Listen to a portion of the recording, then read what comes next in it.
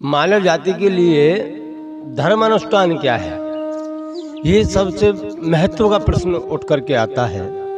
क्योंकि जो शास्त्रों के अंदर बताया गया है, उन शास्त्रों के आधार पर अगर हम देखने जाएं तो आज धर्म अनुष्ठान के अनुसार जीवन कौन यापन कर रहा है? आप कर रहे हो क्या? नहीं ना। क्योंकि धर्म अनुष्ठान के धर्मों के अनुसार जो हम हमारे जीवन को समझने जाएं तो उसमें एक वर्ण के आता है और एक आश्रम आता है। 4 वर्ण हैं, वर्णों के अनुसार हम नहीं जी पा रहे, अथवा कि आश्रमों के अनुसार भी हम नहीं जी पा रहे। क्योंकि भगवान का भजन करना, राम नाम का गुणगान गाना, अगर हम हमारे जीवन में जो शास्त्र बताते हैं उस हिसाब से चलेंगे तो हमें सब प्राप्त हो जाएगा। आपको कोई रिद्धि सिद्धि मंत्र जप का अनुष्ठान के कुछ भी सिद्ध करने की जरूरत ही नहीं पड़ेगी। कारण यही है कि अगर हम हमारा धर्म अनुष्ठान एक निष्कपट निश्चल होकर के भोगेंगे और करेंगे धर्मों के अनुसार, तो हमें रिद्धि सिद्धि जप तप मंत्र जप सिद्धि, अरे कितनी सिद्धियां हैं, 8 सिद्धियां हैं, 8 सिद्धियां आपके चरणों में पड़ी रहेंगी। लेकिन कब? जब आप धर्म के अनुसार चलोगे। या तो आप वर्ण के धर्म के अनुसार चलो, अथवा तो आश्रम के अनुसार। जो 4 आश्रम हमारे शास्त्रों ने बताए हैं, पहला तो ब्रह्मचर्य आश्रम। आज के युग में कौन है जो ब्रह्मचर्य आश्रम पालन करता है? दूसरा गृहस्थ आश्रम, और तीसरा वानप्रस्थ आश्रम, चौथा है संन्यास आश्रम। जो धर्म और शास्त्र कहते हैं, अगर उसके अनुसार हम इनको उपयोग में लेंगे और चलेंगे इनके अनुसार, तो 8 की 8 सिद्धियां हमको प्राप्त हो सकती हैं। लेकिन एक तो वर्ण के अनुसार भी नहीं चल पा रहे, दूसरा आश्रम के अनुसार भी नहीं चल पा रहे।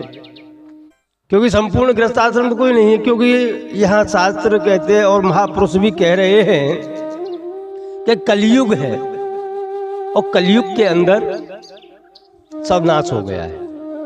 यह जीव स्वयं की बुद्धि लगाते लगाते इतना विनाश कर बैठा है कि आप यह 4 की 4 वर्ण व्यवस्था अथवा आश्रम व्यवस्था आप नहीं जी पा रहे हो। क्योंकि कलयुग है, और यह शास्त्र कहते हैं कलिदावा नले नाद्य साधनम भस्मागतम, कि आपके जीवन में से जितने साधन बने हुए थे वह सब साधन कलयुग ने नष्ट कर दिए हैं, भस्म कर दिए हैं। क्योंकि कलयुग से कोई बच नहीं पाया है। इसलिए हमारे महापुरुष कहते हैं कि कलयुग के अंदर अगर आप खाली राम नाम का जाप करोगे, अथवा राधे राधे राधे कृष्ण का जाप करोगे, ये नाम जप के अंदर ही आप सब कुछ प्राप्त कर सकते हो। नाम जप पहले चाहिए। जीवन के अंदर नाम जप नहीं है तो आपको कोई नहीं बचा सकता। फिर से आवागमन चालू रहने वाला है। इस 84 के चक्कर में फिर से फंस जाने वाले हैं। क्योंकि आप समझ नहीं पा रहे हो कि आप कितने बड़ी दुविधा में फंसे हुए हो। यह दुख का कारण यही है कि मनुष्य जीव समझ नहीं पा रहा। अभी तो मनुष्य जन्म प्राप्त हुआ है, इसलिए बड़े ही आनंद में इसको जिए जा रहा है, गलत सलत काम किए जा रहा है। लेकिन जब परब्रह्म परमात्मा के पास में उसका जब हिसाब होगा कि तुमने पृथ्वी लोक में किया क्या, भाई ऊपर तो पूछने वाले हैं, जहां से यह जीव आया है वहां आपको पूछने वाले तो हैं, और वे पूछेंगे कि आपने मनुष्य देह प्राप्त करने के बाद में क्या किया, तो आप क्या जवाब दोगे? है आपके पास में कोई जवाब? बस खाए पिए सो गए, जगे नहाए धोए काम पे निकल लिए, टाइम ही नहीं था, समय ही नहीं था। लास्ट में बहाना ऐसा मिल पाएगा। पर मैं हर बार कथा में कहता हूं कि बंधु, कौन कहता है आपके पास समय नहीं है? आपके पास तो बहुत समय है। इसीलिए क्योंकि मनुष्य जीव के पास में समय है, इसीलिए देवता स्वयं भगवान से प्रार्थना करते हैं कि हमें मनुष्य देह प्राप्त हो जानी चाहिए, क्योंकि स्थिरता आ सकती है तो मनुष्य देह से ही आ सकती है। आप एक स्थान पर बैठ करके भजन कर सकते हो तो मनुष्य देह से ही कर सकते हो, क्योंकि भगवान ने इस मनुष्य देह के अंदर हमारे प्रभु है सब कुछ दिया है। आप एक स्थान पर बैठ करके भजन भी कर सकते हो। यहां तक तो शास्त्र ये भी कहते हैं कि अगर आप एक जगह बैठ भी ना सको तो कुछ नहीं, आप अपने मन को तो बिठा सकते हो। और जिसका मन बैठ करके प्रभु के भजन में लग गया, जो रात और दिन प्रभु का हो गया, उसके लिए इस संसार सागर में कोई दुख वाला समय आता ही नहीं है।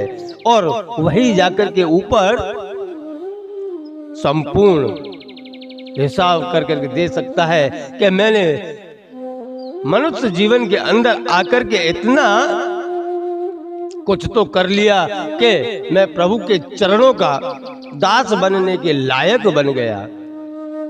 नहीं तो आजकल तो पब्लिक इतनी है कि आजकल की जनरेशन को जो देखने जाए तो मुझे तो कभी कभी तो ऐसा भी लगता है कि आज की जनरेशन के पास में ज्ञान बहुत है। नवी पीढ़ी जो चल रही है उसके पास में अथाह ज्ञान है, लेकिन उसी ज्ञान के अनुसार अगर उसका आचरण ना कर पाए तो वह ज्ञान बेकार है। आचरण तो करना पड़ेगा। समय समय पर ब्रह्मचर्य आश्रम का पालन कीजिए, उसके बाद में गृहस्थ आश्रम लगता है तो गृहस्थ आश्रम का पालन कीजिए। फिर जब समय आ जाता है, वृद्ध अवस्था आने लगती है, तब आपको वानप्रस्थ आश्रम की तरफ जाने का समय मिलता है तो उसकी तरफ जाइए। और जब वानप्रस्थ आश्रम पूर्ण होने को आए तब संन्यास आश्रम की तरफ जाइए। यह गृहस्थ जीवन का एक मूल नियम है, और आज हम यही नियम भूलते जा रहे हैं। किसी को पड़ी नहीं है, मोह माया में इतना ग्रसित हो गए हैं कि किसी को नहीं पड़ी है कि हमें रिटर्न गिफ्ट में क्या मिलेगा, ये किसी को नहीं पता है। क्योंकि आपने अच्छा कार्य किया होगा तो ऊपर से बोनस भी मिलेगा, पर जब हमने कार्य ही गलत किए हैं तो बोनस तो फिर भी मिलेगा, लेकिन गलत कार्यों का मिलेगा। जैसा काम हम करते हैं वैसा ही हमको फल प्राप्त होता है। इसलिए कहता हूं कि आप एक बार राम की महिमा को जानो तो सही। अरे एक बार तुम राम राम राम राम बोल करके देखो तो सही, खाली ज्यादा नहीं तो 11 दिन करके देखो। 11 दिन के बाद में आपके मन को कितनी शांति मिलती है, आप फिर उसको छोड़ना पसंद नहीं करोगे। क्योंकि मेरे प्रभु श्री राम जी के नाम के अंदर इतनी शक्ति है कि आपको वर्ण अनुसार जीना सिखा देगा, धर्म अनुसार चलना सिखा देगा। पर हम जब राम को अपनाएंगे तभी राम हमको अपना पाएंगे। नहीं तो इस संसार में आए हैं, चले जाएंगे, फिर आएंगे, फिर जाएंगे, कोई कहीं स्थिरता आएगी क्या? कहीं नहीं स्थिरता आएगी। उसका कारण ही यही है, क्योंकि हम हमारे प्रभु के हो ना सके, और जब हम प्रभु के हो ना सके तो प्रभु हमारे कैसे हो जाएंगे।